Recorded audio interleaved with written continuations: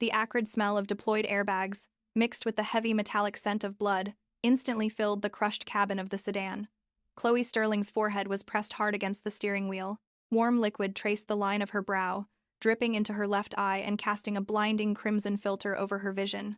A sickening, unnatural shifting of bone radiated from her left leg. She let out a ragged, violent gasp and looked down. The white silk of her designer dress was torn to shreds, and blood was pulsing out at a terrifying rate. Mixed with the torrential New York rain pouring through the shattered window, it painted a nauseating pale pink stain across the fabric. A piercing agony shot up her nerve endings, striking the back of her skull. With a right hand that was trembling so violently she could barely hold anything, she fumbled for the phone that had dropped onto the passenger side floor mat. The screen was shattered into a spiderweb, but it was still illuminated.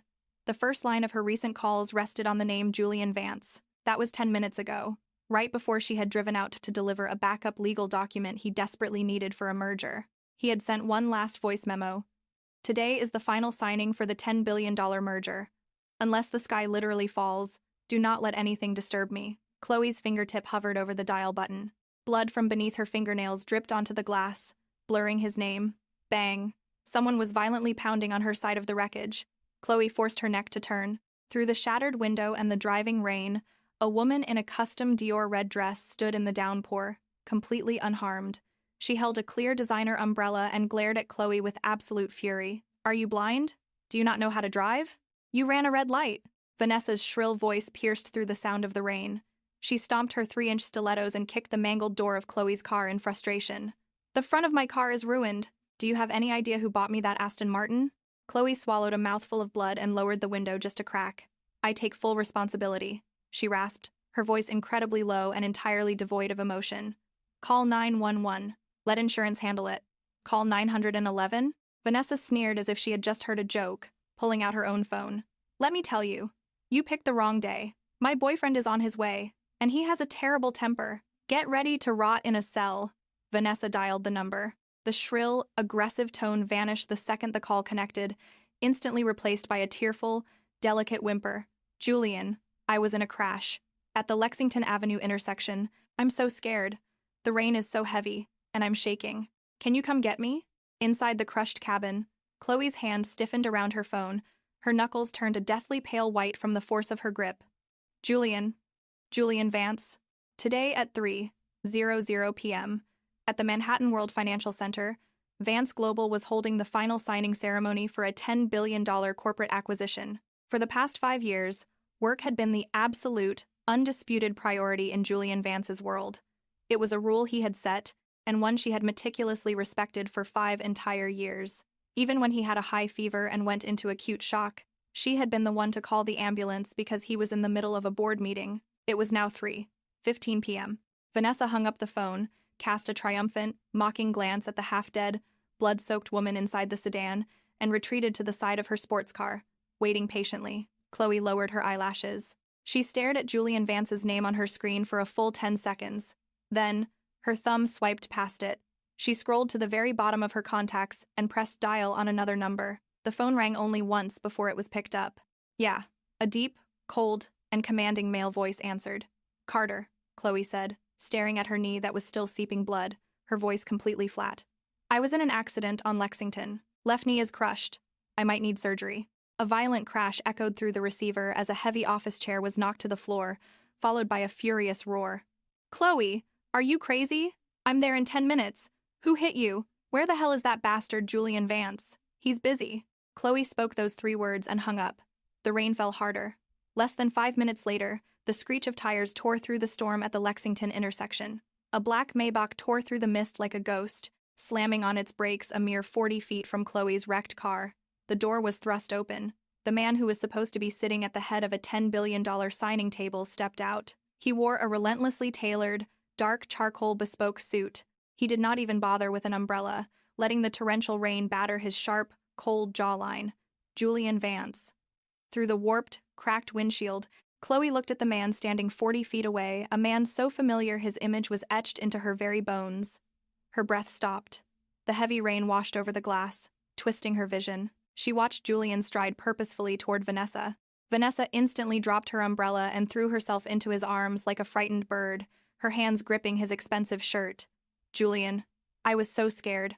I thought I'd never see you again. Julian looked down, his large, elegant hand cradling the back of Vanessa's head, patting her comfortingly. Then, he unbuttoned his jacket. He took off the $100,000 Fifth Avenue suit jacket and wrapped it gently and securely around the completely uninjured Vanessa. He whispered something to her, and Vanessa broke into a tearful smile, nodding. A distance of 40 feet. On this side was his wife, her kneecap shattered, her white dress dyed pink with blood, every breath tasting of iron and copper. On the other side was his mistress, without a single scratch, merely startled. Leaning against the headrest, Chloe suddenly felt her stomach convulse violently. She bit down on her lower lip so hard she tasted rust, forcing the intense wave of nausea down. There were no tears. When the pain crosses a certain threshold, people do not cry. Shielding Vanessa, Julian walked toward the passenger side of the Maybach. Right before opening the door, he paused. He turned his head slightly, his deep gaze piercing the downpour, sweeping toward the completely caved-in white sedan 40 feet away. Sitting in the shadows, Chloe watched his eyes lock onto her car. Julian's gaze lingered on the license plate for 1 second, then 1.5 seconds.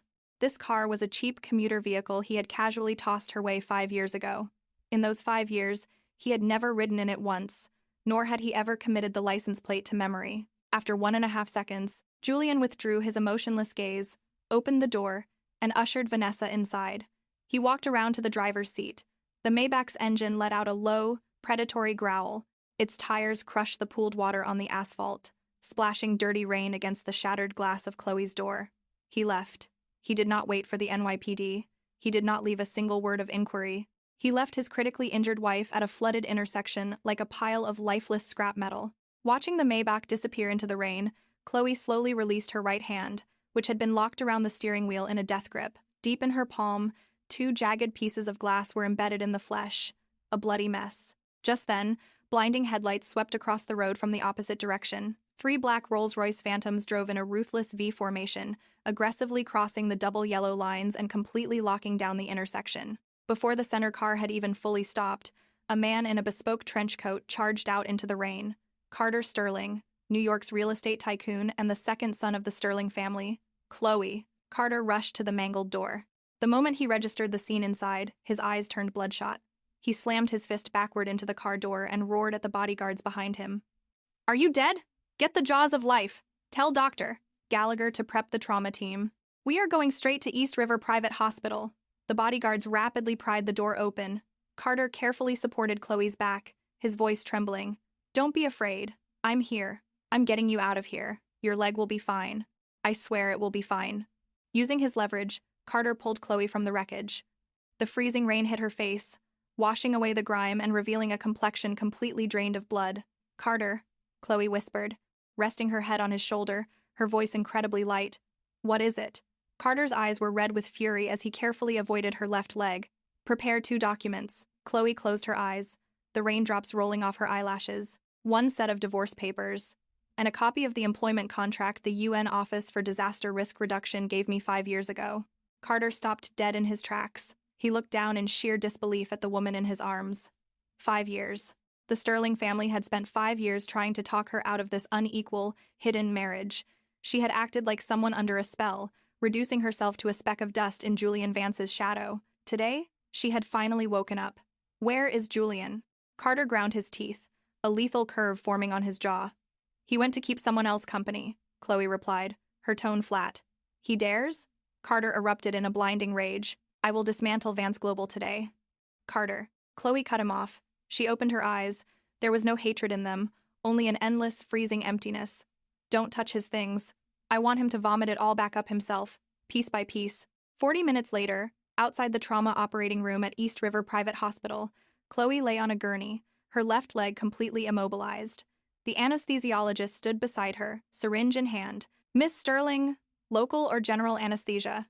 The bone is severely fragmented. The reconstruction will be excruciating." Dr. Gallagher stood by, wearing his surgical mask, his expression grim. "Local," Chloe stated. "Chloe." Carter stood nearby, his face ashen. "Compound fracture, debridement, driving steel pins into the bone.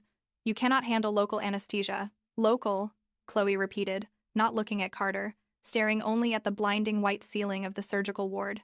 "I want to stay awake." "Sign the consent form." Dr. Gallagher sighed, nodding. Over the next 3 hours, scalpels sliced through flesh. Forceps dug out shards of windshield glass from between the bone fragments. Every metallic clink against her skeleton sent violent, physiological tremors tearing through Chloe's body. She bit down on a piece of gauze with terrifying force, cold sweat soaking through her hospital gown, but she did not let out a single sound. 37 titanium pins, driven inch by inch into her left knee. The attending nurses wept silently watching her. Outside in the hallway, Carter kicked a metal trash can until it caved in. At 1:00 a.m., the surgery ended. Chloe was wheeled into a VIP recovery suite. The anesthesia was fading, and a tearing, compounding agony began to rush in. Carter walked in, eyes red, holding several sheets of paper. "I had the lawyers print them." Chloe took the pen with a trembling hand. On the line designated for the wife on the divorce agreement, she signed her name without a second of hesitation. The ink bled through the paper. Her handwriting was sharp as a blade. Then, she pulled out her phone. The screen was shattered, but it functioned. She opened her messages. At the top was a routine report from Julian's executive assistant. "Mrs. Vance, Mr. Vance's signing went flawlessly tonight. They are currently at the after-party. He may return to the Greenwich estate late. Should the kitchen keep a late-night meal warm?" Chloe stared at the message for 2 seconds. In her mind flashed that one. 5-second pause of the Maybach's headlights. Flashed that suit jacket draped over Vanessa's shoulders. Her finger moved slightly. She tapped on Julian's profile. No reply. No interrogation. Delete contact. Confirm. Next, she scrolled through her contacts to an international number she had not dialed in 5 years. The line rang. It connected. "This is Chloe Sterling," she spoke, her voice horribly weak from blood loss. Yet every syllable was terrifyingly clear. "Professor Harrison, that chief geologist position for the High-Altitude Disaster Task Force. Is it still open?" There was a dead silence on the other end, followed by a gasp of sheer disbelief. "Chloe, good God, you're finally willing to leave that ghost town? The UN position is always open for you." "Good." Chloe lowered her eyes, looking at the heavy plaster cast encasing her left leg. "I'll report for duty in 2 weeks." She hung up. Outside the window, the New York storm had finally stopped. Chloe tossed the phone onto the nightstand and closed her eyes. A 5-year-long, deeply humiliating secret marriage came to a quiet, definitive end in this sterile-smelling hospital room. Meanwhile, miles away in the Greenwich estate, everything was just beginning. "Miss Sterling, does the master walk-in closet need to be completely cleared out?" On the video call screen, a Sterling family bodyguard stood in the second-floor master bedroom of the Greenwich estate, holding several massive black industrial trash bags. In her hospital bed, Chloe did not look at the screen. She was looking down, using an iodine-soaked cotton swab to clean the bloody puncture wounds in her right palm caused by the glass. "No." Her voice was slightly hoarse from the aftermath of surgery. "Open the bottom drawer. There is an old 6.5-liter gray hiking backpack inside." The bodyguard pulled open the drawer, extracting a faded canvas bag. "Take that bag and everything in it exactly as it is." Chloe swapped out her cotton swab. "Leave all the couture dresses, the jewelry, the designer bags exactly where they are. Do not touch a single one." The bodyguard froze, panning the camera toward a row of $1 million seasonal designer bags that still had their tags attached. "None of these?" "None." Chloe threw the swab away. "Go to the kitchen. Take the 3 glass jars with yellow labels sitting on the marble island and throw them in the trash. Leave everything else untouched. Evacuate the property in 5 minutes." "Yes, ma'am." The video call ended. Chloe leaned back against her pillows, watching the gray light of dawn creep over the horizon. For 5 years, she had sacrificed every scientific expedition for this marriage, turning herself into a precision instrument that operated day after day exclusively within Julian Vance's world. Now, the only thing she was taking was the battered backpack that had accompanied her to the Alaskan tundra 5 years ago. She closed her eyes, her right hand resting gently on the high polymer cast of her left knee.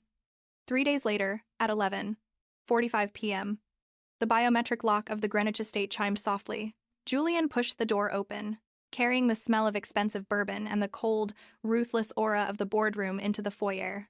No lights. Usually, the moment his car entered the garage, the warm amber sconces in the entryway would automatically illuminate. But tonight, the entire mansion was dead silent, like a massive black icebox. He frowned, casually tossing his $100,000 suit jacket onto the bench. He stepped forward out of habit and his foot landed on cold, hard marble.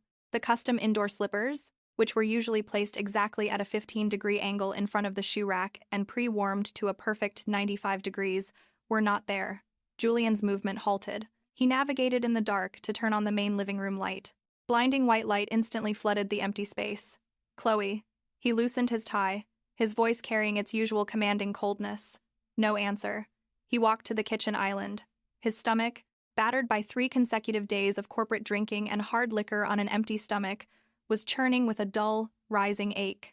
Out of habit, he reached for the thermal water kettle. For the past 5 years, whenever he came home from a networking event, the stomach-soothing tea in that kettle was always maintained at exactly 180 degrees. Beside it, there would always be a small bowl of hangover porridge, simmered for 2 hours and sitting at a perfect 113 degrees. His fingertips brushed the glass. It was ice cold. The smart panel displayed the water temperature at 75 degrees. There was no porridge, only a clean, empty porcelain bowl. Julian's brow furrowed sharply. He pulled out his phone and dialed Chloe's number. A cold, mechanical female voice came through the speaker. "We're sorry. The number you have reached is no longer in service." Julian's eyelid twitched violently. He opened iMessage, found her contact a picture of snow-capped mountains and typed with one hand. "Where are you?" Hit send. A glaring red exclamation mark popped up on the screen, accompanied by a small gray line of text, "Not delivered." Julian stared at the red exclamation mark, his breathing growing heavier. He let out a cold laugh and slammed the phone onto the marble countertop with a sharp crack. She was throwing a tantrum just because he didn't answer her calls during the merger signing 3 days ago. She was playing this childish game of running away and blocking him. For 5 years, she had been as docile as an emotionless shadow. Now she was resorting to these cheap tricks to get his attention. Pressing a hand against his aching stomach, he pulled open the drawer beneath the island, intending to find the tea himself. The moment the drawer opened, he froze. The normal tea canisters, meticulously organized by fermentation level, origin, and brewing temperature, were all there. But in the most prominent spot, the 3 yellow-labeled glass jars containing the custom herbal blend she made exclusively to soothe his stress-induced stomach cramps were gone. Julian's fingers hovered in the air for 2 seconds before slowly pulling back. "Fine." He spat the word into the empty air, turning and taking heavy strides up the stairs to the master bedroom. The earth would keep spinning without her. The next morning at 7:00 a.m. sharp, his biological clock woke him. He sat up, reflexively reaching out toward the nightstand. Usually, a glass of warm honey water and the morning edition of the Wall Street Journal would be waiting there. His fingers met a layer of dust. Nothing. He threw off the covers and walked into the master bathroom. On the vanity, his electric toothbrush sat solitary on its charging dock. There was no toothpaste squeezed onto it, measured out to a precise 1/4 inch. There was no cup of warm water for rinsing. Julian, his face devoid of emotion, squeezed his own toothpaste. The cold tap water shocked his stomach, causing another sharp contraction. He dried his face and opened the door to the walk-in closet. He had an incredibly important cross-border acquisition video conference at 10:00 a.m. Julian walked to his wardrobe, pulling open the drawer for ties and dress shirts. The moment his eyes hit the inside of the drawer, his pupils contracted. It was full, yet completely empty. On the surface, the closet was still filled with expensive suits. But the specific drawer he used for daily access, the quick commute section that Chloe had divided with velvet partitions, where Monday to Friday business trip shirts were strictly paired with matching cufflinks and ties, was entirely empty. Only a row of bare wooden hangers remained. He turned his head and looked at Chloe's half of the closet. The designer dresses he had bought her, the limited edition bags he had casually ordered his assistant to send her, were all sitting there in pristine rows. The dust bags hadn't even been removed, but the very bottom drawer was half open. It was completely empty. Julian stood frozen, staring at the empty bottom drawer, his fingers slowly curling into fists. He carelessly grabbed an unironed shirt, threw it on, and marched downstairs, pulling out his phone to dial his executive assistant, Liam. The moment the call connected, Julian's voice was as cold as ice. "Where is Chloe?" "Mr. Vance." Liam's voice trembled slightly on the other end. "The estate security says Mrs. Vance wiped her facial recognition data from the system 3 days ago. Furthermore, her car was towed by the NYPD yesterday. They said it was totaled in a catastrophic accident." Julian's boots nailed themselves to the center of the living room floor. "An accident?" "Yes, it was 3 days ago, right when you were picking up Miss Vanessa at the Lexington Avenue intersection. The police report shows that the vehicle liable for the crash, the one heavily damaged less than 40 feet away from you. The registered owner is Mrs. Vance." Julian's brain flatlined for 3 entire seconds. 3 days ago, the torrential rain, the caved-in white sedan bleeding out onto the asphalt. He had looked at the license plate. He hadn't even recognized that the car belonged to him. Where is she? Julian's voice plummeted, carrying a rising panic he didn't even notice. I don't know. The police said the owner refused the ambulance and was picked up by private vehicles. None of the major hospitals in the city have any admission records for Mrs. Vance. Julian hung up the phone. He stared at the massive, empty mansion, suddenly feeling an invisible suffocation drilling into his lungs with every breath of air. On the third night at 2:00 a.m., another severe rainstorm swept over New York. In the penthouse office of Vance Global, Julian sat in his executive chair, gripping a file folder. His face was ghastly pale, a sheen of cold sweat coating his forehead. The stomach cramps had hit, more violently than ever before. It felt like a phantom hand had reached into his stomach and was tearing it apart.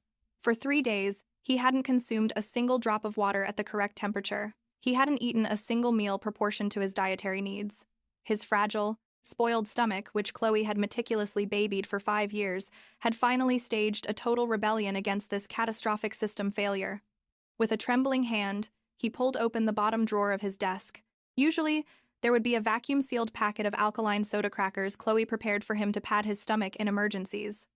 There were only cold legal documents. Julian bolted upright, stumbling from a spike of pain, his knee smashing hard against the edge of the mahogany desk. Gritting his teeth, he grabbed his car keys and sped all the way back to the Greenwich estate. The rain battered his windshield. His vision was blurring. Stumbling into the living room, he lunged for the built-in medical cabinet built into the wall. Chloe, he gasped for air, ripping open the left drawer. In the past, there would be a transparent 7-day pill organizer here. Chloe would cut the imported stomach meds, liver supplements, and vitamins to the exact microdosage for morning, noon, and night. All he had to do was grab a handful each day and swallow them. He yanked the drawer open. There was no organizer, only a massive first aid bin shoved full of original prescription bottles. Julian's fingers were shaking. He dug through the bin, finding the familiar blue bottle. He dumped 2 pills into his palm and was about to throw them into his mouth when his eyes caught the label on the bottom. EXP. May 2023. Expired 3 years ago. He froze. He grabbed the other boxes. All expired. Which meant, for the past 5 years, he had never been eating the medicine stored in this box. Chloe had been going to the pharmacy every single month to pick up fresh prescriptions, punching them out pill by pill into the organizer, and leaving the empty husks and expired backups in the bottom drawer. With a terrifying, near-psychopathic level of patience and precision, she had infiltrated his very bloodstream, and he, in his arrogance, believed it all existed by default. The pain in his stomach was like a blender set to high. Julian leaned against the cabinet doors, sliding down the wall until he hit the marble floor. Cold sweat dripped from his jaw. With a trembling hand, he pulled out a backup burner phone used for secure corporate deals and dialed the number he knew by heart. The line actually went through. "Who is this?" Chloe's voice came through the receiver, calm, cold, without a ripple of emotion, accompanied by the rustling of paper. The moment he heard her voice, Julian's Adam's apple bobbed violently. His heart contracted. "Chloe," he gasped, his voice raspy and broken beyond recognition. "The stomach medicine. What's the dosage for acute pain?" The line went silent for a second. Left drawer, bottom tier. 2 blue, 1 white. Chloe's tone sounded like she was reading off irrelevant lab data. Julian's shaking hand opened the bottom drawer she mentioned. Empty. Aside from a moisture pad, there was nothing. "It's empty." Julian's knuckles turned a dead ashen gray from gripping the phone so hard. "Chloe, it's empty." "Right." Chloe's voice remained flat. "I stopped restocking it on the 15th of last month. Since Vanessa can bring you umbrellas, have her go buy your medicine. I have a fault line geological report to review." Hanging up. "Chloe, don't you dare!" Julian roared, the corners of his eyes bloodshot. A dial tone echoed through the vast, empty living room. Julian stared at the black screen of the phone. In the next second, a tearing spasm ripped through his stomach. He let out a muffled groan, his fingers losing their grip. The phone hit the marble floor with a sharp crack, shattering into pieces. A 50-page letter of intent for investment was pushed precisely to the center of the director's desk at the New York Geological Research Institute. Julian Vance sat on the leather sofa, his legs crossed, his charcoal bespoke suit devoid of a single wrinkle. His pale complexion was masked by an aura of absolute control. He tilted his sharp jawline upward, his deep eyes carrying the crushing pressure of an apex predator as he stared down the sweating director. 500 million, Julian said, his voice flat, as if naming an insignificant sum. to acquire every scientific expedition project your institute runs for the latter half of the year. This capital is enough to replace your entire arsenal of equipment with German imports. The director stared at the contract stamped with the Vance Global seal, swallowing hard. Mr. Vance, this offer is incredibly generous. I just don't know what conditions Vance Global has. Very simple. Julian's long fingers tapped twice on his knee. Cross Chloe Sterling's name off any roster in your institute, whether as an external consultant or a junior data clerk. I do not wish to see her resume pass through any geological organization in New York. It had been 3 days. His executive assistant, Liam, had scoured the entire city to trace Chloe's IP address, finding that she had frequently logged into the internal archives of this very institute. Julian found it almost laughable. A woman who had sat at home for 5 years, revolving entirely around a kitchen and a medicine cabinet, runs away and tries to pick up a highly technical college degree she hadn't touched in years, submitting resumes to institutes. She thought she could survive in the real world on her pathetic, rusted foundations without Julian Vance's protection. Women throwing tantrums had a limit. He would cut off all her escape routes, sever her unrealistic fantasies, and wait for her to hit a brick wall. Once she suffered enough out there, she would naturally realize who the only tree was she could cling to. Chloe Sterling? The director froze, his eyes widening as if he had heard a mythological name. Mr. Vance, which Chloe Sterling are you referring to? My wife. Director, do not play dumb with me. Julian's eyes darkened, impatience bleeding into his tone. 500 million to slam the door in her face. It's a guaranteed win for you. Sign it. Bang! The solid oak double doors to the director's office were violently kicked open from the outside. The massive impact made the teacups on the desk jump, splashing hot tea across the marble top. Julian's fingers stopped tapping. He frowned, his gaze shooting toward the door like ice. 4 heavily built bodyguards in black suits streamed into the room, rapidly fanning out on either side of the entrance. Following them, a man in a bespoke trench coat with a lethal aura strode into the room. Carter Sterling, New York's real estate king, the patriarch of the Sterling Group. Mr. Vance, throwing around a mere 500 million to bury someone? Isn't that a little cheap? Carter walked straight to the desk. Without even glancing at Julian, he picked up the letter of intent. With a loud rip, Carter tore the $500 million contract straight down the middle, right in front of Julian's face. Julian's eyelid twitched. He slowly stood up, using his height advantage to look Carter dead in the eye. The air in the room seemed to drop below freezing. Mr. Sterling, Julian's voice dripped with frost. This is a private matter for the Vance family. Vance Global's investments do not require the Sterling Group's interference. Or is the Sterling Group planning to start a corporate war over an irrelevant woman? Irrelevant? Carter laughed as if he'd just heard the greatest joke in the world. He threw the shredded contract onto the carpet, turning his gaze like a knife to carve into Julian's face. Julian Vance, did you actually think Chloe married you because she was climbing the ladder to your billion-dollar net worth? Did you think she spent 5 years pouring your tea and coddling your fragile stomach because she was worthless without you? Julian's frown deepened. He didn't understand why Carter Sterling was interfering, nor did he understand where the raw, murderous hatred in Carter's voice was coming from. She has no work experience, no social background, Julian stated with arrogant certainty. She ran away. I am cutting off her ineffective networking and job hunting channels to force her to return home. It is the most efficient method of resolution. Mr. Sterling, this is a negotiation between a husband and a wife. You are overstepping. Efficient negotiation. Carter ground his molars, suddenly letting out a cold sneer. He turned to his assistant. Give it to me. The assistant quickly stepped forward, pulling a heavy manila envelope from his briefcase and handing it to Carter. Julian, the thing you pride yourself on most in this life is your precision and your control. Carter slammed the envelope onto the coffee table in front of Julian with a loud smack. Open it. Take a look. Let's see just how stupid you, the untouchable Wall Street god, actually are. Julian's eyes landed on the unmarked manila envelope. For some reason, his usually steady heartbeat suddenly skipped. An unprompted, needle-like intuition caused his fingers to stiffen for a fraction of a second as he reached for it. He unwound the string and pulled out the documents. The top sheet of paper was slightly yellowed. At the top was a striking blue emblem of the globe, surrounded by wheat branches. The United Nations Office for Disaster Risk Reduction. Julian's eyes scanned the text. Offer of employment. Dear Miss Chloe Sterling, in recognition of your outstanding performance during your tenure at the Massachusetts Institute of Technology, as well as your perfect academic record on a full-ride scholarship, the UN Disaster Risk Reduction High-Altitude Expedition Team Andes, Himalayas Division, has decided to make an exceptional appointment for you as Chief Geologist. The date was 5 years ago. Julian pinched the edge of the paper, his knuckles turning a dead, ashen white. His breathing stopped. MIT. Top of her class. Full-ride scholarship. Chief geologist. These words were like cold iron hammers, smashing without warning into the cognitive system he had arrogantly maintained for 5 years. 5 years ago, when the old man brought Chloe to him, he had only said she was an obedient, ordinary girl, suited to be kept at home as a quiet wife. He had never once checked her resume, because he hadn't deemed it necessary. This is impossible. Julian's voice was completely ruined, staring at the offer letter. Right after she graduated college, she married a bastard like you right out of college. Carter's eyes were bloodshot as he grabbed Julian by the lapels of his suit. 5 years ago, the old man used a debt from the previous generation to force her into paying it back. To marry you, she tore up an offer letter that countless geology scholars would kill for. She took the brain of a top-tier global disaster prevention expert and used it to calculate what minute of the day you needed to drink your tea and take your pills. Julian's body went as stiff as stone. His mind went entirely blank. She wasn't a useless vine clinging to him.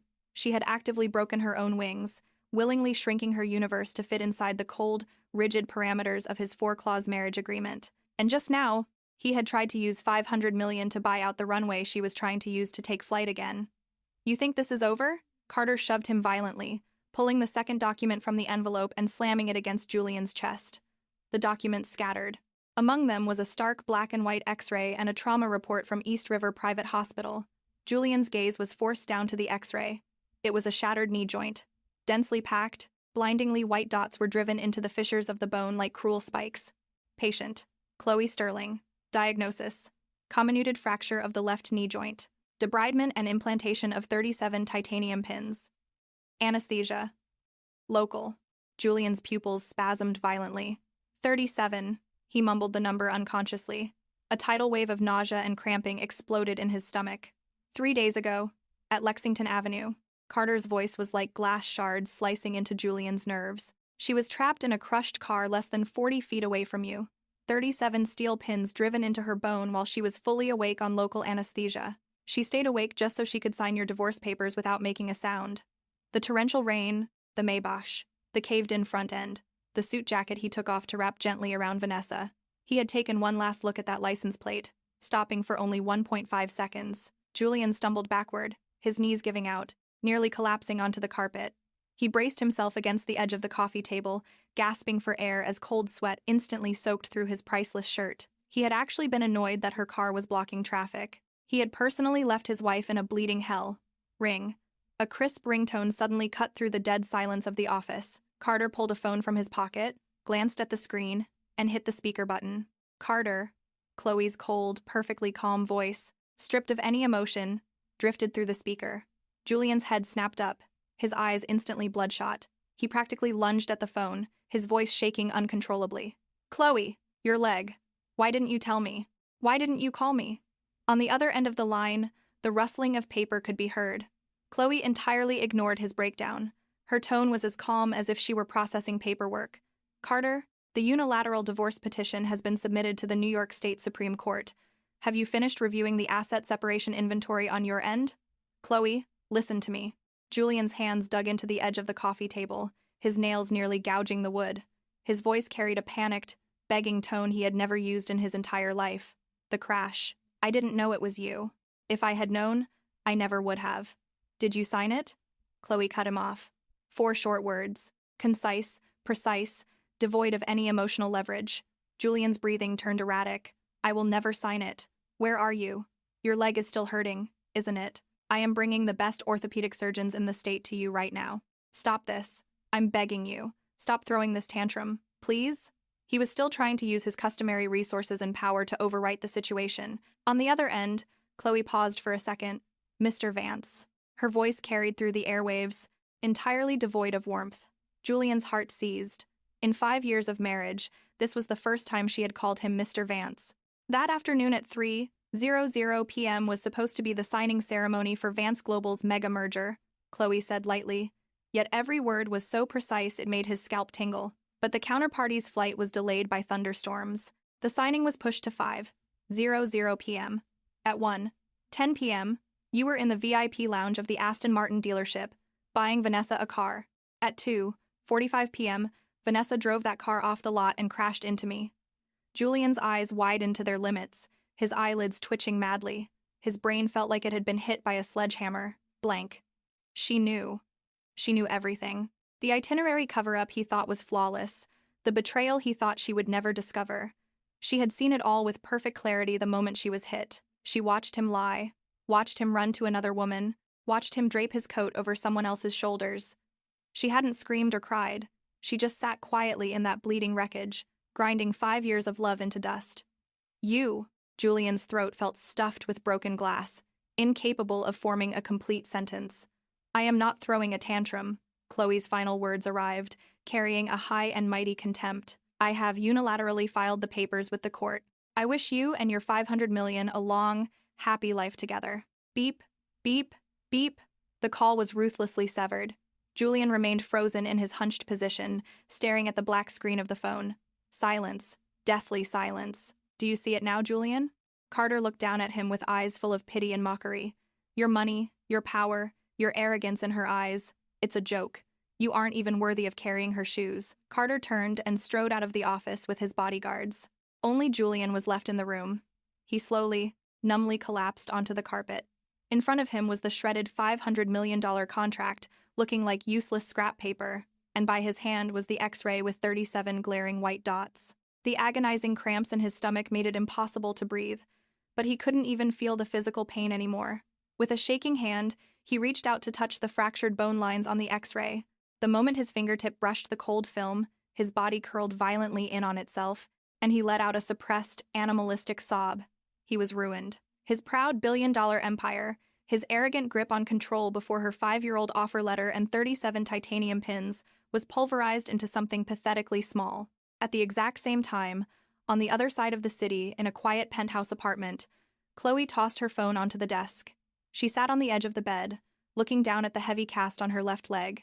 The nerves she had kept pulled tight during the phone call finally relaxed a fraction. A piercing, drilling agony immediately radiated from deep within her knee. She inhaled sharply, her right hand instinctively grabbing a fistful of the bedsheets. Cold sweat broke out on her forehead. There was no one else in the room. She finally allowed her brow to furrow, closing her eyes and enduring a raw, 5-second physiological breakdown in total isolation. 5 seconds later, she took a deep breath and opened her eyes. The absolute clarity returned to her gaze. She reached over and grabbed a black Sharpie from the nightstand, turning toward the calendar on the wall. On a date exactly 2 weeks from today, she drew a heavy red circle. Beside it, written in razor-sharp handwriting, UN Disaster Risk Reduction returned to active duty, 14 days. She tossed the pen aside, used her crutches to stand on one leg, and hobbled over to the closet.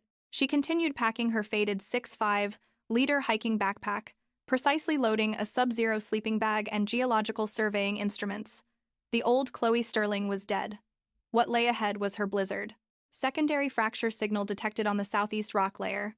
Inclinometer readings have exceeded the red line. Inside the command tent at Geological Exploration Camp 3, perched at an altitude of 16,000 feet in the Alaskan Brooks Range, the local emergency director slammed his hand on the desk, shouting into the radio loud enough to tear the canvas roof off.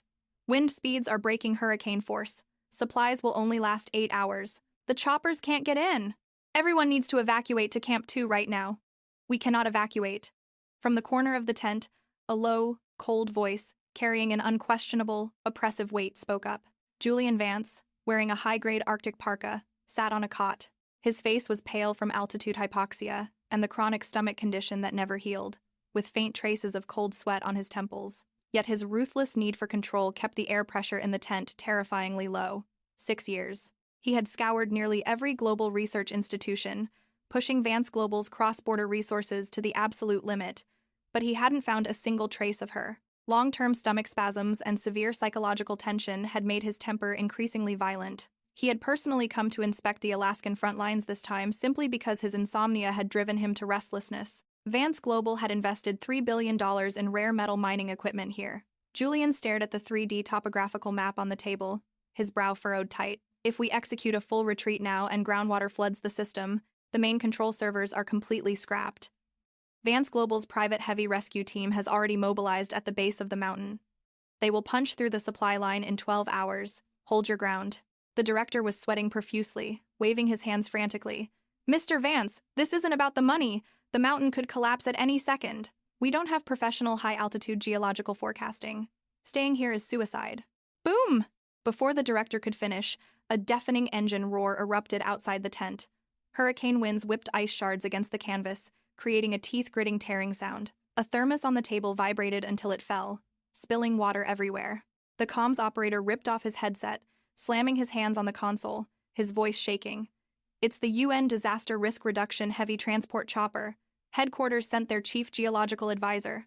They actually punched through the jet stream. The tent flap was violently ripped open by a hand wearing a black tactical glove.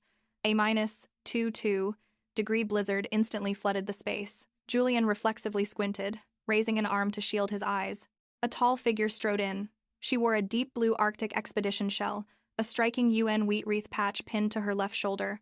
On her back was a faded 6'5" hiking backpack. Her tactical boots crushed the ice on the floor, making a dull, decisive sound. She reached back and pulled down her windproof mask, yanking off her goggles to reveal a pair of cold, razor-sharp eyes utterly devoid of unnecessary emotion. I am the UN Chief Geological Advisor, Chloe Sterling. She slammed a thick stack of data charts directly onto the command table. Her voice was clear and pierced straight through the roaring blizzard outside. Effective immediately, I am assuming supreme command of this site. Abandon all equipment. Mandatory evacuation of all personnel in 20 minutes. With a soft clatter, the metal pen Julian was using to mark the map slipped from his fingers, rolling across the floor until it stopped next to Chloe's combat boot. Julian's breathing stopped completely the second his eyes met her face.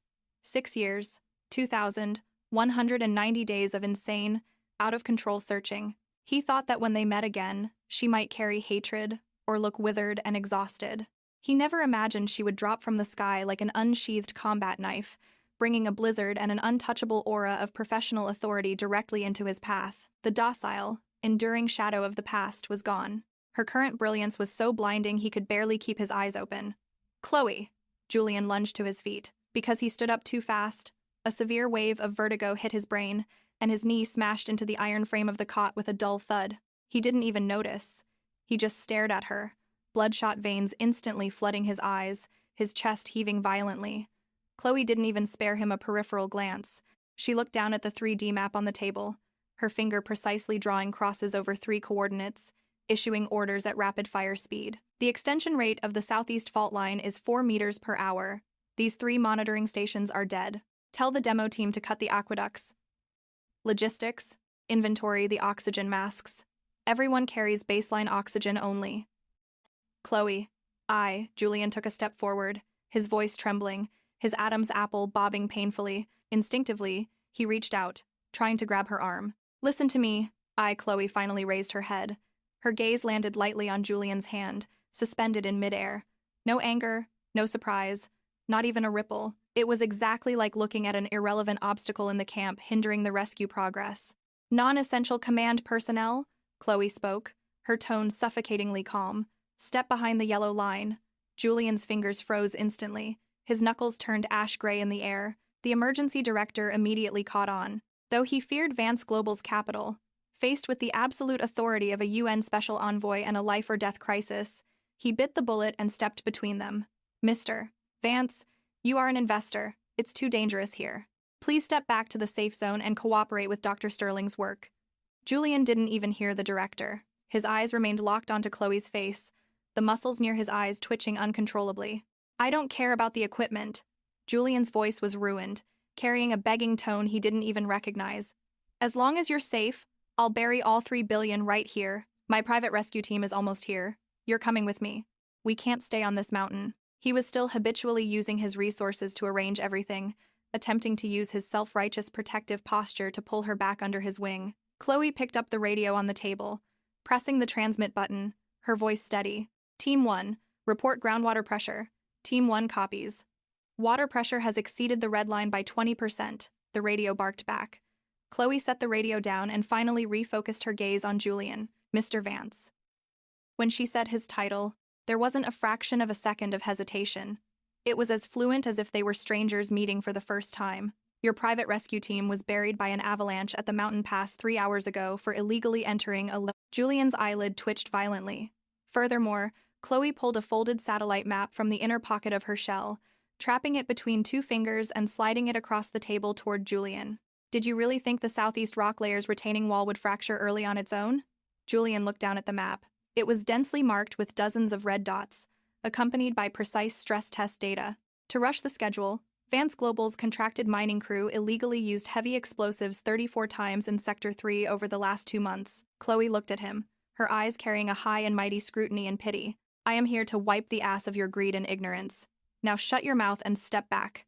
Julian's feet felt like they had been nailed to the floor. His breathing was in complete disarray. His arrogant investment decisions, his prideful heavy rescue team, were stripped bare and humiliated in front of her precise, single-digit data. She wasn't even lashing out at him for personal revenge. She was coldly stating the fatal error of a foolish capitalist from the standpoint of a top-tier expert. He opened his mouth. His throat felt like it was stuffed with broken glass. He couldn't say a single word. Just then, the tent flap opened again. A young man wearing the same blue UN uniform walked in. He stood tall, holding a thermos. Harrison, deputy leader of the UN rescue team. Chloe, your leg. Harrison completely ignored the pale, low-pressure Julian standing nearby and walked straight to Chloe. He handed her the thermos and, in an incredibly natural motion, slapped a preheated mini-thermal patch right above her left knee. Temperature is dropping too fast. The 37 pins inside are going to hurt. Chloe took the thermos, her tone familiar and natural, even carrying a barely detectable trace of relaxation. Thanks. Perfect temperature. 98 degrees. Just like you asked. Harrison smiled, turning to look at the blueprints on the table. Is the evac route set?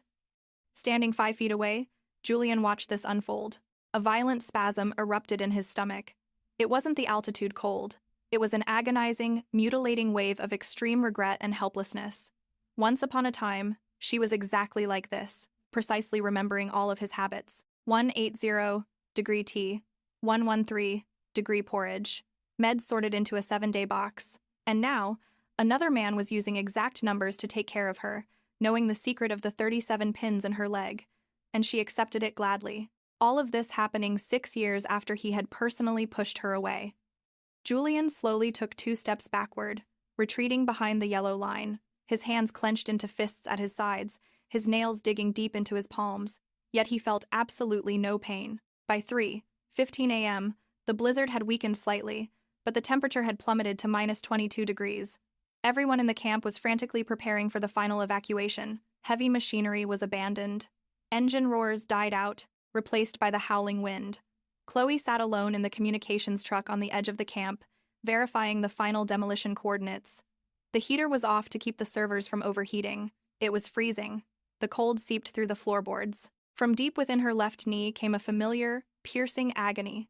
It was the normal thermal contraction of 37 titanium pins in extreme sub-zero environments. It felt like thousands of tiny needles scraping back and forth inside the marrow.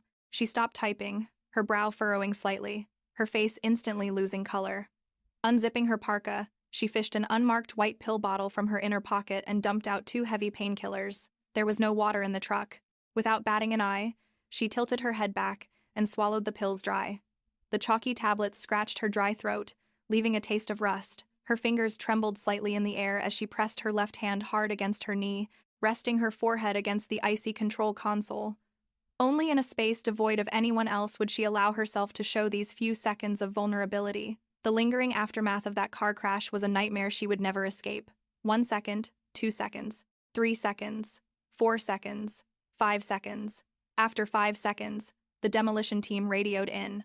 Commander, point 1 is set. Chloe took a deep breath, forcing down the tremors in her knee, her eyes restoring their absolute clarity. She pressed the transmit button. Copy. Hold position. Heavy footsteps suddenly sounded outside the truck, accompanied by the crunch of boots on ice. Chloe didn't look back, keeping her eyes glued to the data on the screen. Are the demo coordinates confirmed? No one answered. Only a heavy, suppressed breathing echoed awkwardly from the doorway. Chloe turned her head. Julian Vance stood at the door of the truck. His massive frame blocked almost all the wind and snow outside. The shoulders of his parka were covered in thick white frost. His lips were purple from the cold. One hand was pressed brutally against his stomach, knuckles white, while his other hand held a steaming military-issue tin cup. She didn't know how long he had stood in the -2 degree blizzard to beg the logistics quartermaster for this cup of hot milk. The pain in his stomach was nearly tearing him in half. Yet he stubbornly held on to that milk like a lost prisoner seeking redemption. Your leg! Julian's voice was so hoarse it sounded like it had been filed down by sandpaper. Every word was excruciating to push out.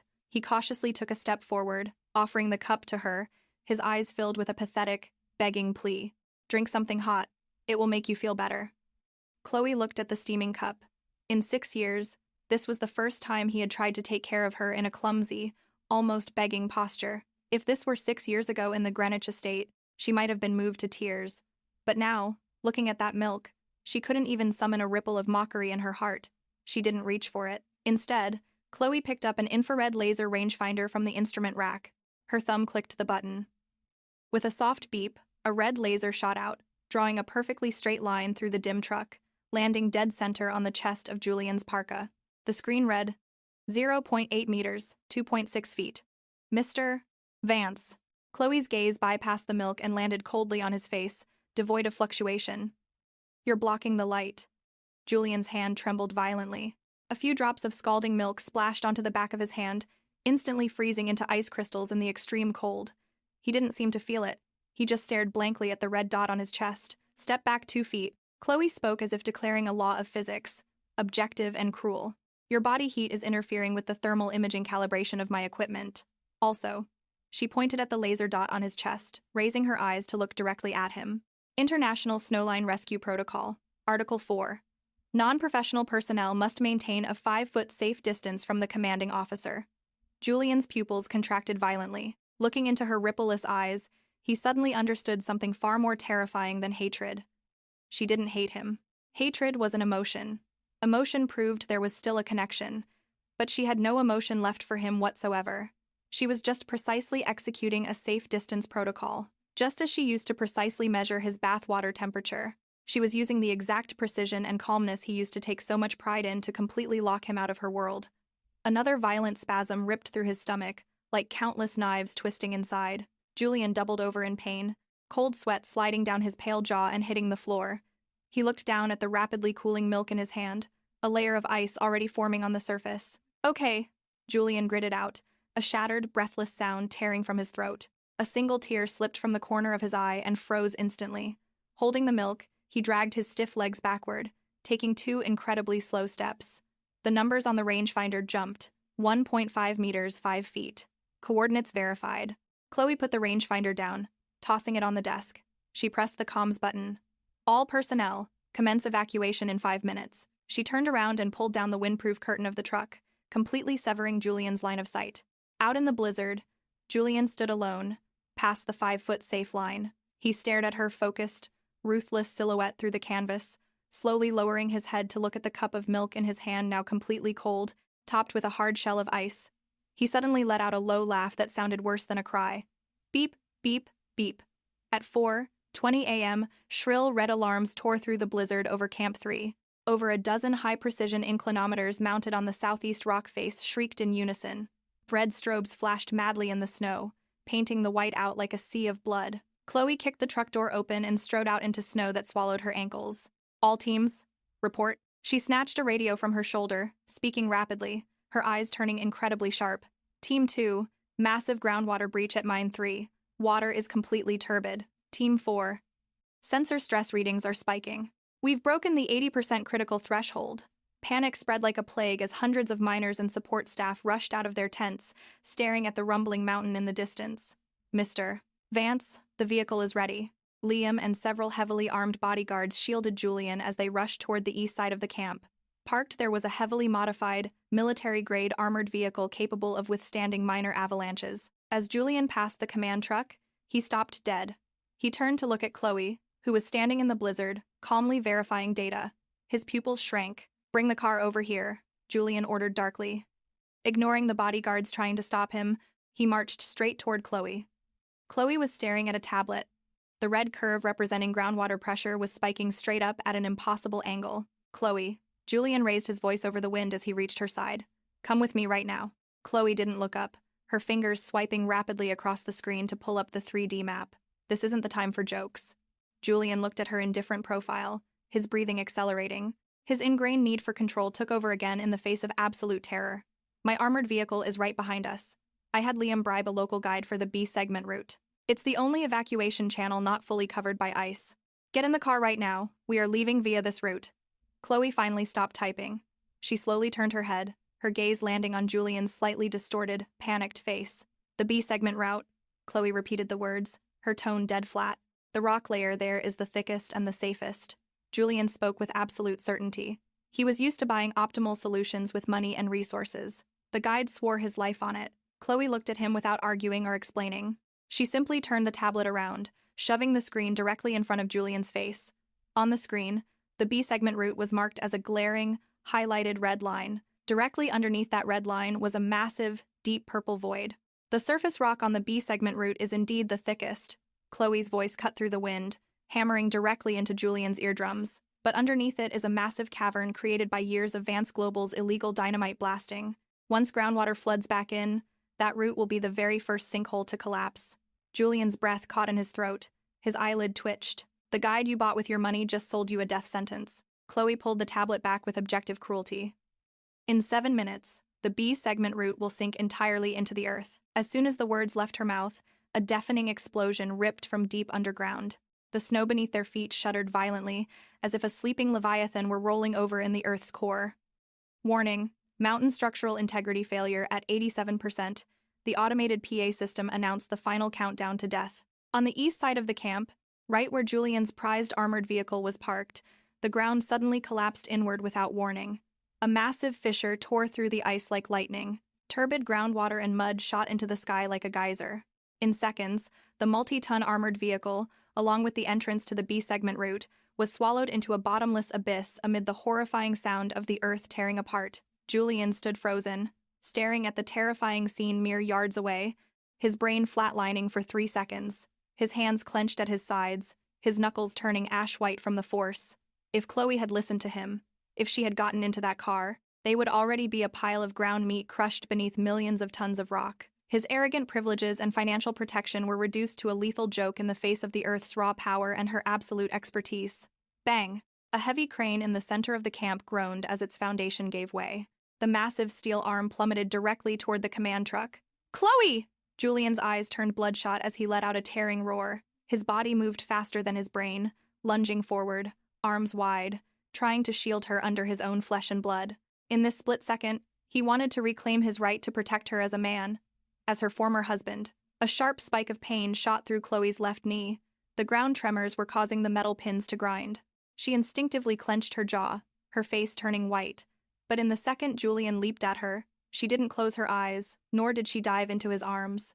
Planting her uninjured right leg to stabilize her center of gravity, Chloe's right hand snatched up a heavy 15-pound titanium surveying tripod. With a loud thud, the hard titanium leg slammed perfectly into the center of Julian's chest, stopping his massive momentum dead in its tracks. He slammed into the rod, letting out a muffled groan as the impact triggered another explosive stomach cramp. Get lost. Chloe looked at him. 2 words. No hysterical shoving, no emotional breakdown. She just held the tripod, pushing him backward 2 steps like pushing away an annoying rock in the road. At that exact moment, the massive steel crane arm scraped the edge of the command truck, crashing into the snow and sending ice flying everywhere. Julian clutched his chest, kneeling in the snow. He looked up at her, eyes red, filled with shock, despair, and a profound, paralyzing helplessness. She had rejected his protection. In a life-or-death moment, she would rather use a cold piece of metal to fend him off than let him touch her for a single second. Chloe didn't spare him another glance. She jammed the titanium tripod deep into the snow for leverage, turned, and grabbed the ladder on the side of the truck, climbing toward the roof without hesitation. The blizzard was at its absolute worst. The roof of the command truck was the most dangerous, exposed spot in the camp, but it offered the widest field of view. Chloe, are you crazy? Get down! Harrison shouted anxiously from below. Chloe tuned him out. She summited the roof, the hurricane winds instantly snapping her parka like a sail. Her body swayed slightly, but a second later, she planted her feet like nails driven into the metal. She ripped off her face mask and grabbed the megaphone. All personnel, listen. This is Chief Commander Chloe Sterling. Her clear, piercing voice overpowered the roar of the collapsing mountain. Abandon all supplies. Abandon all vehicles. Everyone move northwest immediately toward the 4-5-degree slope at drill shaft 4. That is basalt rock. It will not collapse. Do not run in a straight line. Follow the yellow markers in a zigzag pattern to avoid crevasses. The panicked crowd, running like headless chickens, found their anchor upon hearing her absolutely composed orders. They began surging northwest. The sound of the mountain breaking grew louder. A massive boulder rolled off the cliff behind them, obliterating the mess tent where everyone had been gathered moments ago. Team 3, cut the main power. Now! Chloe stood high up, pointing at the generator grid and roaring. The equipment manager hesitated. But cut it! Chloe left no room for debate. Do you want the groundwater to electrocute everyone here? The manager shivered, smashing his fist onto the master breaker. The camp lights died instantly, leaving only the swaying beams of flashlights cutting through the storm. Chloe stood on the roof, orchestrating the chaos methodically. Her left leg, exposed to the extreme cold and bearing weight for too long, began to shake uncontrollably. It felt like the 37 pins were rusting inside her bone, every micro-movement accompanied by tearing agony. She swallowed the coppery taste of blood rising in her throat, her fingernails digging into her palms, maintaining an absolutely straight posture. Liam dragged Julian to the safe slope in the northwest. Standing amidst the crowd, Julian tilted his head up, looking through the blizzard at the woman standing on the truck roof. It was a Chloe Sterling he didn't recognize at all. 5 years ago, she would cower in his arms during thunderstorms. She would tear up if she accidentally nicked her finger cutting vegetables. Now, standing at 16,000 feet on a collapsing snow line, with a bottomless abyss below and a hurricane above, she was controlling the fate of hundreds of lives with precise, clipped sentences. Her every prediction was flawless, her every command cold and decisive. She was an insurmountable glacier, radiating a terrifying brilliance. Julian's lips trembled. He watched her direct the final stragglers, watched her calculate the final seconds before the rock layer snapped, watched her grab a safety rope at the very last second and vault off the roof of the truck. 10 seconds after Chloe jumped, the entire ice shelf beneath Camp 3 let out a wail of despair. A massive crevasse opened its maw, swallowing the command truck, the tents, and the remaining equipment. A massive cloud of snow erupted into the sky, blinding everyone. Chloe! Harrison's scream tore through the storm. Julian's heart felt like it had been crushed by an invisible hand. Like a madman, he shoved Liam aside and sprinted toward the cloud of snow. His mind was blank. She cannot die. She absolutely cannot die. As Julian took a few frantic steps, the snow cloud settled. Chloe was kneeling on one knee on a safe ledge of rock, merely 6 feet away from the edge of the abyss. One hand gripped an ice axe driven deep into the stone, the other planted in the snow. She was gasping for air. Her deep blue parka was smeared with mud and blood.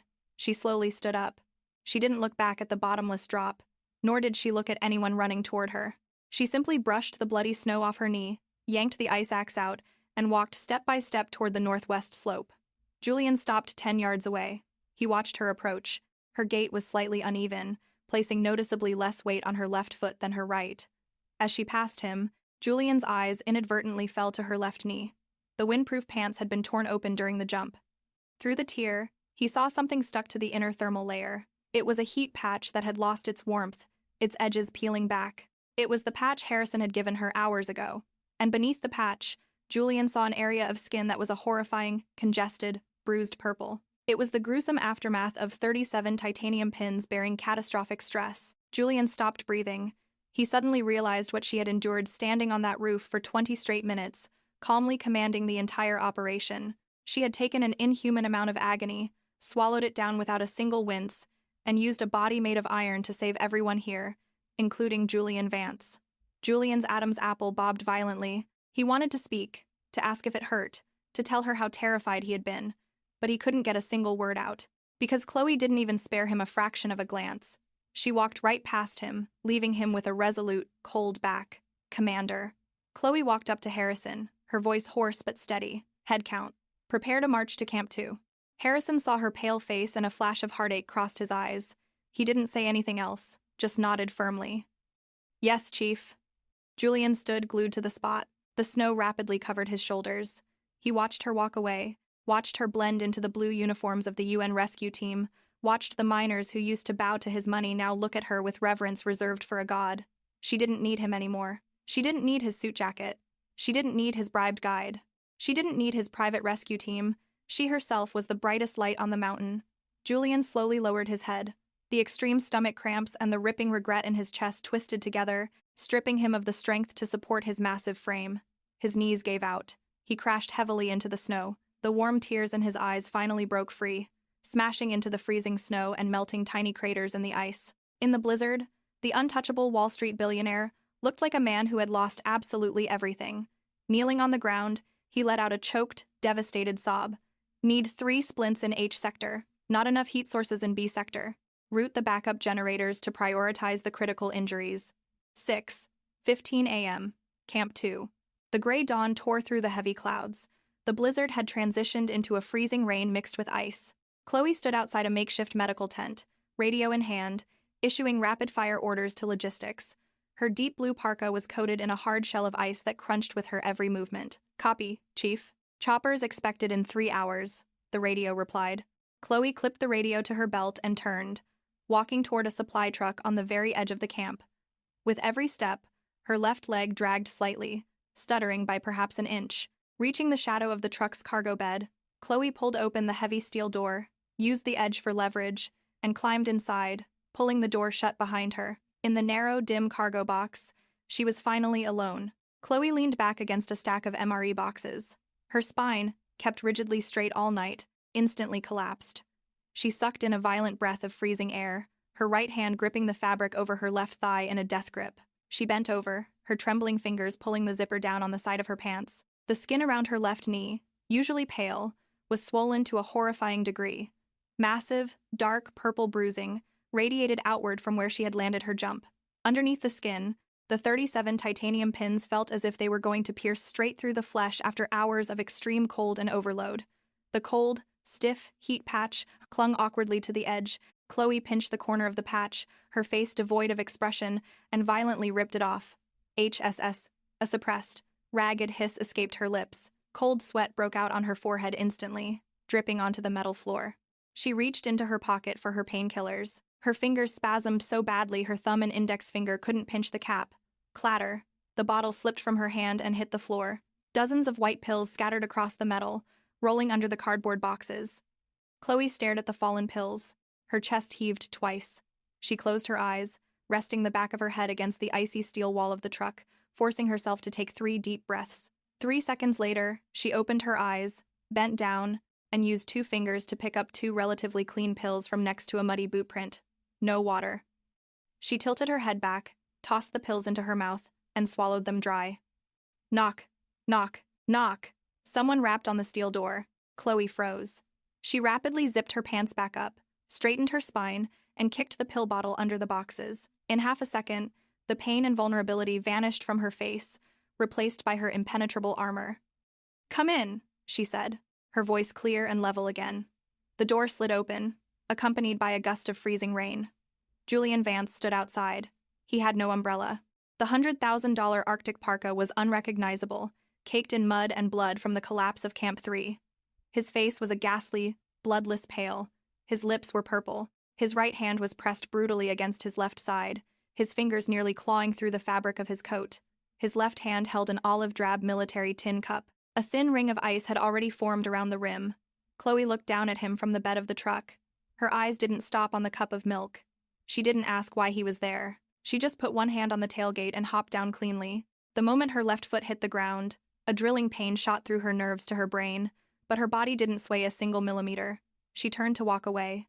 Chloe. Julian's voice was so hoarse it sounded like he was gargling gravel. He took a step forward, blocking her path. Chloe stopped.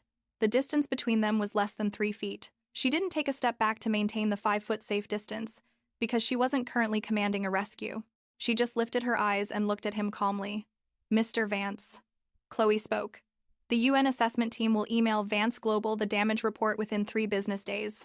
If you're here to discuss insurance claims, you have the wrong person. Julian's eyelid twitched violently. He looked at her eyes as dead and unbothered as 2 ancient, dried-up wells, and his heart seized in pain. I'm not here to talk about money. Julian's breathing was ragged. He pushed the tin cup forward, his stiff fingers trembling. You were on top of that truck all night. The temperature was too low. Your leg. He paused, seemingly fighting through a tearing spasm in his stomach. I borrowed a stove from logistics to boil some milk, but the fire went out. It took me a long time to find a windproof lighter. His tone carried a horrifying, pathetic humility. I heated it up. It might be a little cold now. Take a sip. Pad your stomach. Taking painkillers on an empty stomach ruins your lining. Chloe looked down at the tin cup. The white liquid was covered by a shell of ice. This was what he had spent the entire night in the blizzard brewing for her. 5 years ago, at the Greenwich estate, he would come home from networking at 3:00 a.m., his stomach acting up, leaning back on the sofa with a scowl. Wearing only a thin nightgown, she would stand in the kitchen mixing his herbal powder with water at precisely 113 degrees, blowing on it spoonful by spoonful before bringing it to his lips. He wouldn't even open his eyes, swallowing it out of pure entitlement before throwing out, "Make the water hotter next time," and walking upstairs. Now, the roles were reversed. He was holding a cup of frozen milk in a freezing downpour, shaking, begging her to take a sip. "Julian." Chloe didn't take the cup. Her voice was soft, yet it pierced straight to the bone. "Your hands are shaking." Julian froze, then tried to force an ugly smile to prove he was fine. "I'm fine, just a little cold. The stomach is an old issue. Don't worry about me." He thought he was showing care. His bloodshot eyes even lit up with a heartbreaking glimmer of hope for a split second. "It's not because you're cold." Chloe looked at his hands, delivering a precise medical diagnosis. "The frequency of your tremor is a textbook physiological response to blood sugar dropping below 70 milligrams per deciliter. You haven't eaten in over 24 hours. She raised her eyes, her gaze like a scalpel. "And the milk in your hand. The batch number is from last month. After the camp lost power last night, it thawed and spoiled. If you drink that right now, you'll trigger acute gastroenteritis within 30 minutes. At this altitude, the mortality rate is 15%. The hope in Julian's eyes shattered and froze. His fingers went entirely stiff. The ice in the tin cup clinked softly. "Look at you," Chloe said calmly, stating an objective fact. "You can't even take care of yourself. You can't even manage to prepare a single drinkable cup of milk. What on earth makes you think you still have the right to care for me?" Julian's Adam's apple bobbed wildly. The cramps in his stomach made it nearly impossible to stand, but he bit down on his teeth to keep from collapsing. "I know I was a bastard before." His voice broke into a desperate sob. He tried to reach for her sleeve. "I thought you. I just didn't know. I didn't know you gave up so much for me. I thought if I just gave you money, kept up appearances." "Chloe, I swear I didn't know." "It's not that you didn't know." Chloe flawlessly cut him off, turning her body slightly to avoid his hand. "You just felt you didn't need to know." Julian's hand hung frozen in the air. The crash. Chloe looked into his eyes without dodging. "You said I didn't recognize your license plate." "I swear I didn't," Julian rushed to explain, his eyes so red they looked like they were bleeding. "The rain was too heavy. All my focus was on Vanessa. I really didn't see you." "Julian, your Maybach is equipped with a McLaren-customized 360-degree perimeter alert system, correct?" Chloe's tone was completely level. Julian's breathing hitched. Chloe watched his body go rigid piece by piece as she continued. "The system syncs directly to your phone. When you parked 40 feet away from me, your phone absolutely received an alert for a severely damaged vehicle in the proximity. And that alert clearly displays the license plate of the car." Julian's pupils contracted to pinpricks. That day, as the rain battered his windshield, right before he opened the door, his phone had buzzed. He had glanced at the screen. A red alert box was flashing. Inside the box was a familiar license plate, but he had looked out and seen Vanessa crying in the rain. Vanessa was the starlet his company was investing heavily in. She was a fresh, exciting distraction, and the license plate represented the quiet, flawless wife who never made mistakes and would always be waiting for him at home. In that split second, his brain had made a 0.1 second calculation on return on investment. He swiped the alert away. He selectively wiped the license plate from his memory. He lied to everyone, and over the ensuing 6 years, he had even successfully lied to himself, convincing his own brain he truly hadn't seen it. Chloe looked at the blood draining completely from Julian's face, her eyes entirely devoid of warmth. "You swiped the alert away." Chloe used a single sentence to demolish all his self-deception. "The second before you stepped out of the car, you had already calculated the ROI. A mistress who was only startled offered submissiveness and an ego boost. A wife covered in blood only offered trouble and responsibility." "No, Chloe, it wasn't like that." Julian shook his head violently. He tried to argue, but found his throat couldn't produce a single sound. His legs finally gave out. His knees hit the freezing mud with a heavy thud. The tin cup slipped from his grasp, hitting the ground with a clang. The frozen milk spilled everywhere, mixing with the dirt, filthy and ruined.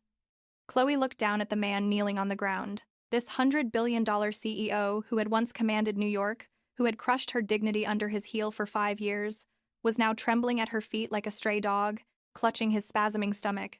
Mr. Vance. Chloe took half a step back, pulling open the final, insurmountable distance between them. She looked at him and delivered the final conclusion to their 6-year reunion. My official duties here are concluded. Her voice cut through the freezing rain. Clear, cold, without a single thread of nostalgia. In these past 6 years, I haven't mentioned you once, not even one time. Because I don't need you anymore. Julian threw his head up, his lips trembling violently. The tears finally breached his eyes, sliding down his pale face and crashing heavily into the mud. He wanted to reach out and grab her pant leg. He wanted to beg her not to go. He wanted to rip his own life out and hand it to her to prove he was sorry.